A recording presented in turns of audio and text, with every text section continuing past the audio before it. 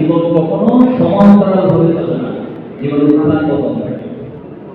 কোরআনে এই বিষয়টাকে এভাবে উপস্থাপন করেছে, ইন্না মাআল উসরি ইউসরা বা ইন্না মাআল উসরি ইউসরা, যে মানুষের সহজ অবস্থার পরে একটা কঠিন অবস্থা আছে, আবার কোনো একটা কঠিন অবস্থার পরে একটা সহজ অবস্থা আছে। আজকে যদি আমরা মনে করি যে আমাদের এসএসসি ক্লাসে আমার জীবনে সবকিছু হয়ে গেছে, তাহলে আমার জন্য সামনের দিনে আলটিমেট জায়গায় পৌঁছাটা বেশ কঠিন হয়ে যাবে।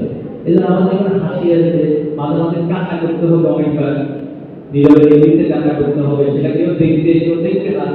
জীবন অনেক হতাশার কারণ এসে সামনে দাঁড়াবে, কিন্তু আমি আমার স্বপ্নকে, আমার লক্ষ্যে পৌঁছার জন্য আপনাদের চেষ্টা করে যাবো। তোমাদেরকে একটু সতর্ক করা হচ্ছে, সেলিব্রেশন তো করেছি, একটু সতর্ক করে নিঃসন্দেহে আমার আগে বক্তারা বিষয়গুলো বলেছেন। 2025 সালে তোমরা এসএসসি পরীক্ষা দিয়েছিল 19 লক্ষ, একসাথে 19 লক্ষ প্লাস পরীক্ষা দিয়েছিলে। সেখান থেকে তোমরা এ প্লাস পেয়েছে 1,39,000, তার মানে বিশাল একটা সংখ্যা এ প্লাস পাইনি।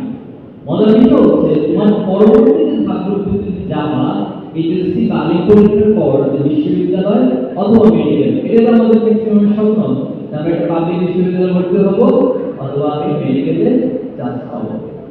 কিন্তু এটাকে তুমি মজার বিষয় বলতে পারো, আবার হতাশার বিষয় বলতে পারো, আবার তোমার জন্য চ্যালেঞ্জ হিসেবে একটা দায়িত্ব হিসেবে নিতে পারো, যে সেখানে সবগুলো পাবলিক বিশ্ববিদ্যালয় মেডিকেল যোগ করলে সেই সংখ্যাটা